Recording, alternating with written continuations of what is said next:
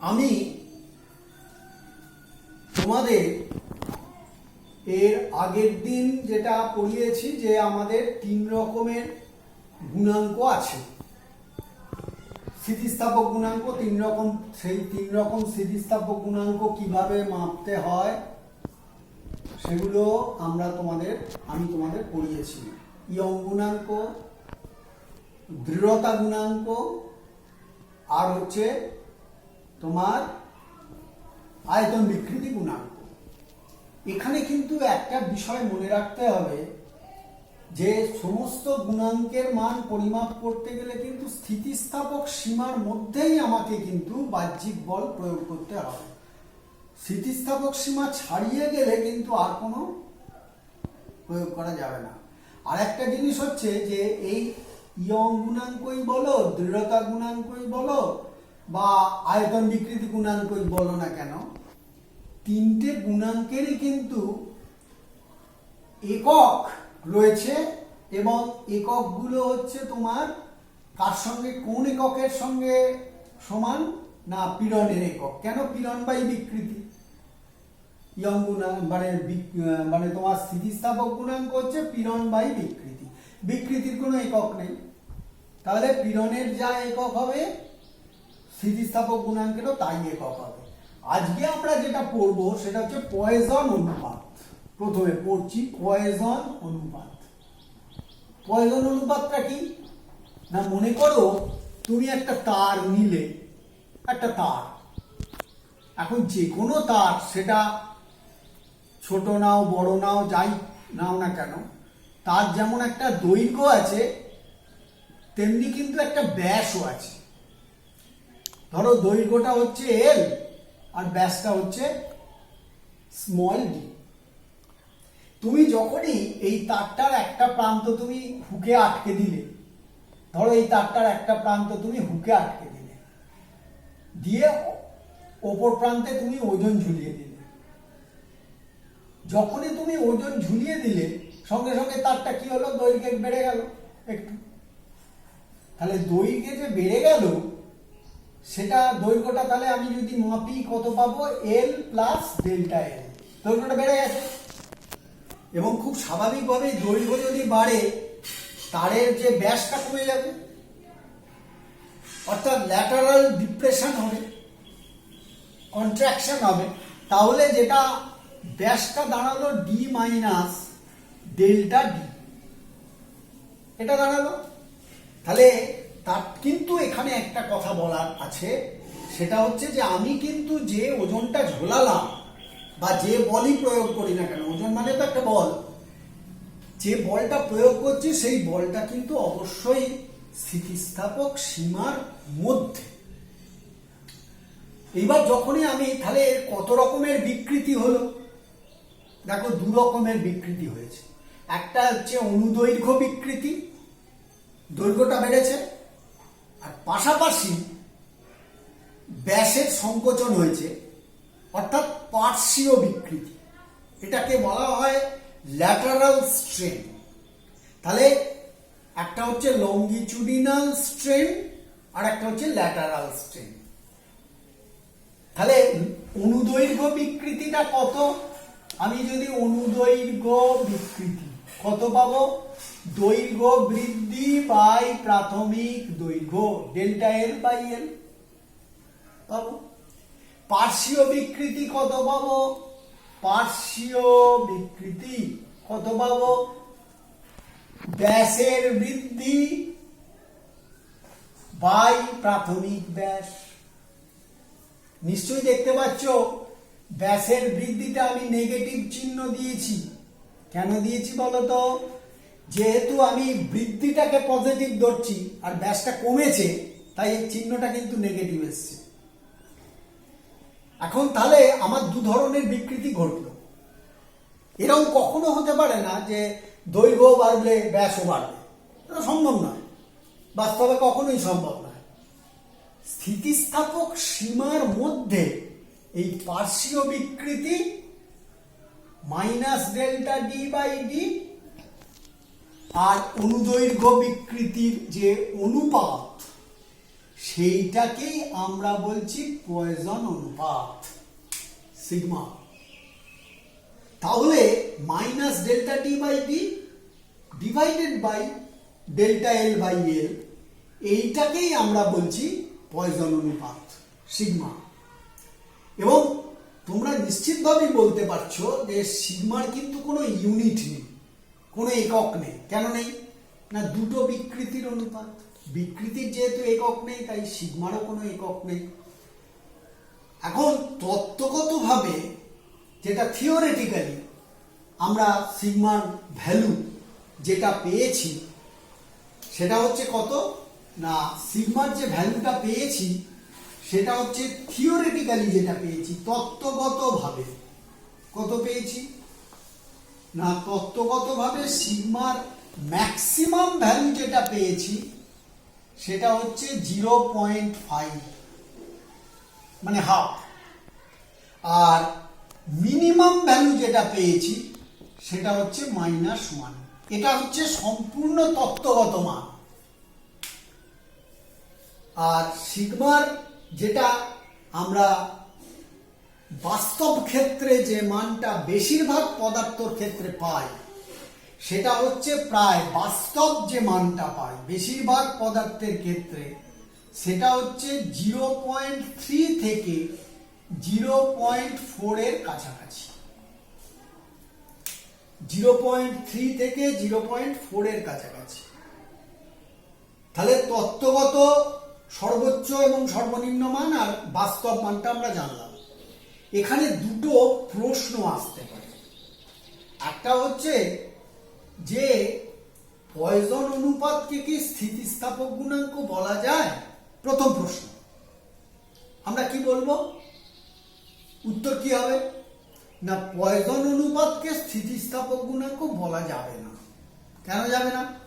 না, তোমরা এখান থেকে দেখতে পাচ্ছ যে পয়জন অনুপাতের কোনো একক নেই, কিন্তু এর আগেই আমরা পড়েছি স্থিতিস্থাপক গুণাঙ্কের একক রয়েছে পীড়নের এককের সঙ্গে সমান। তাহলে পয়জন অনুপাত ওই একটা কারণ, স্থিতিস্থাপক গুণাঙ্ক বলা যাচ্ছে না। আর পয়জন অনুপাত হচ্ছে দুটো একজাতীয় রাশির অনুপাত, মানে দুটো বিকৃতির অনুপাত। আর স্থিতিস্থাপক গুণাঙ্ক কিন্তু পীড়ন বিকৃতির অনুপাত, পীড়ন ও বিকৃতির অনুপাত। তাহলে নিশ্চিতভাবেই এটা স্থিতিস্থাপক গুণাঙ্ক নয়। 2 নম্বর যে প্রশ্নটা খুব গুরুত্বপূর্ণ প্রশ্ন, যে থিওরিটিক্যালি আমি মিনিমাম ভ্যালু -1 পেয়েছি, এটা কি সম্ভব? নেগেটিভ ভ্যালু কি সম্ভব পয়জন অনুপাতে? পয়জন অনুপাতের ভ্যালুটা পজিটিভ কখন হয় না, যখন দৈর্ঘ্য বাড়ার সঙ্গে সঙ্গে ব্যাসটা কমে, আর বা দৈর্ঘ্য কমার সঙ্গে সঙ্গে ব্যাসটা বাড়ে, তখনই কিন্তু সিগমা পজিটিভ। তাহলে সিগমাকে নেগেটিভ হতে গেলে কি হতে হবে? দৈর্ঘ্য এবং ব্যাস দুটোকেই একসঙ্গে বাড়তে হবে, অথবা দুটোকেই একসঙ্গে কমতে হবে। দৈর্ঘ্য বাড়বে, ব্যাসও বাড়বে। এটা হতে পারে না, কারণ দৈর্ঘ্য বাড়বে অথচ তারটা সরু হবে না, মোটা হয়ে যাবে, এটা তো কখনোই সম্ভব নয়। সেই জন্যে পয়জন অনুপাতের মান কিন্তু থিওরিটিক্যালি নেগেটিভ হলেও বাস্তব ক্ষেত্রে কখনোই নেগেটিভ হতে পারে না। আচ্ছা, আমরা এবার যেটা পড়ছি সেটা হচ্ছে বল ধ্রুবক। এখন দেখো, আমাদের বল ধ্রুবক এই বিষয়টা খুব কিন্তু কাজে লাগে না। ধরো আমরা এই যে তোমার স্প্রিং তুলা যন্ত্র তৈরি করি, স্প্রিং তুলা যন্ত্র তৈরি করার জন্য আমরা স্প্রিং এর উপাদান হিসেবে কাকে নেব? তামা নেব, লোহা নেব, না রূপো নেব, কি নেব সেটা আমাদের ঠিক করতে হয়। উপাদানের বিষয় নিশ্চয়ই রয়েছে। তা আমরা বল ধ্রুবকটা কি? মনে করো তুমি একটা স্প্রিং নিলে, আমি স্প্রিং দিয়েই বলছি, এটা যে কোনো স্প্রিং ছাড়াও একটা সরু তারের ক্ষেত্রেও ব্যাপারটা হবে। তুমি এই স্প্রিংটার ধরো যা দৈর্ঘ্য আছে স্প্রিংটা আমি কোনো ওজন ঝোলাইনি, কোনো বল প্রয়োগ করিনি, একটা দৈর্ঘ্য স্প্রিং এর রয়েছে। এইবার আমি স্প্রিংটাতে একটা নিচে একটা বল প্রয়োগ করলাম, সেটা আমি এফ বল মনে করো প্রয়োগ করলাম, নিচের দিকে টানলাম, একটা প্রান্ত দৃঢ়ভাবে আটকে আছে, যখনই টানলাম খুব স্বাভাবিকভাবেই এই বলটা টান মানে প্রয়োগ করার সঙ্গে সঙ্গে স্প্রিংটার দৈর্ঘ্যটা বাড়বে, এবং কতটা দৈর্ঘ্য বাড়বে সেটা নির্ভর করছে কিন্তু আমি কতটা বল প্রয়োগ করব তার উপর। অর্থাৎ পরিমাণ, বলের পরিমাণটা আমি যত বাড়াবো দৈর্ঘ্য কিন্তু ততটাই বাড়বে, তার উপর নির্ভর করে বাড়বে এবং সমানুপাতিক হারে বাড়বে। আমি এফ বল প্রয়োগ করলে দৈর্ঘ্য যতটা বাড়বে, আমি যদি এফ প্রাইম বল প্রয়োগ করি দৈর্ঘ্য তার থেকে বেশি বা কম বাড়বে, সেটা এফ প্রাইমের মানটার উপর নির্ভর করছে। এখন আমি ধরো দৈর্ঘ্যটা বাড়লো ডেল্টা এল, আমি এফ বল প্রয়োগ করেছি, বাহ্যিক বল এফ। আচ্ছা বলো তো, আমি যখনই এই বলটাকে যদি উইথড্র করি, আমি বলটা বাড়ালাম, দৈর্ঘ্যটা বাড়লো, বলটা উইথড্র করলে ও কিন্তু সঙ্গে সঙ্গে ওর আগের অবস্থায় ফিরে যাবে, স্প্রিংটা কিন্তু বাড়া অবস্থায় থাকবে না। কেন আগের অবস্থায় ফিরছে না, আমি যখনই বাহ্যিক বল প্রয়োগ করলাম সঙ্গে সঙ্গে স্প্রিংটার ভেতরে কিন্তু একটা প্রত্যানয়ক বল তৈরি হলো এবং সেটা বিপরীত দিকে কাজ করছে, সেটাকে আমি মাইনাস এফ ধরবো। অর্থাৎ আমি যদি বাহ্যিক বলটাকে পজিটিভ ধরি, তাহলে এই প্রত্যানয়ক বল, এই বলটাই কিন্তু অ্যাকচুয়ালি স্থিতিস্থাপক বল, যে বলটা ওকে তার আগের অবস্থায় ফিরিয়ে দিচ্ছে, এই বলটাকেই আমরা বলছি মাইনাস এফ। অর্থাৎ মাইনাস এফটা অ্যাকচুয়ালি কিন্তু প্রত্যানয়ক বল, বাহ্যিক বল এফ হলে প্রত্যানয়ক বল মাইনাস এফ, নেগেটিভ চিহ্ন নির্দেশ করছে প্রত্যানয়ক বল বা স্থিতিস্থাপক বল বাহ্যিক বলের বিপরীত অভিমুখে কাজ করে। তাহলে আমি এফ এর মান যত বাড়াবো দৈর্ঘ্য বৃদ্ধি তত বেশি হবে, তাহলে এফ সমানুপাতিক ডেল্টা এল। সমানুপাতিক চিহ্ন তুললে কিন্তু একটা কনস্ট্যান্ট আসছে কে ইন্টু ডেল্টা এল, তাহলে আমি যেটা পাচ্ছি এফ সমান কে ইন্টু ডেল্টা এল। এই কে যেটা, এইটাকেই আমরা বলছি স্প্রিং এর বল ধ্রুবক, ফোর্স কনস্ট্যান্ট। তাহলে আমি এখান থেকে কি দেখতে পাচ্ছি, ডেল্টা এল সমান 1 হলে এফ সমান কে। এখানে কিন্তু একটা কথা বলার আছে, আমি এই যে বাহ্যিক বলটা প্রয়োগ করেছি এটা কিন্তু অবশ্যই স্থিতিস্থাপক সীমার মধ্যে। স্থিতিস্থাপকতাতে আমরা কখনোই স্থিতিস্থাপক ধর্ম নিয়ে আলোচনা করতে পারবো না যদি প্রযুক্ত বল স্থিতিস্থাপক সীমা ছাড়িয়ে যায়, এটা কিন্তু মনে রাখতে হবে। তাহলে আমরা কাকে বলবো না, স্থিতিস্থাপক সীমার মধ্যে ডেল্টা এল সমান 1, মানে একক পরিমাণ দৈর্ঘ্য বৃদ্ধি করতে যে পরিমাণ বল প্রয়োগ করতে হয় তাকে মানগতভাবে বল ধ্রুবক বলে।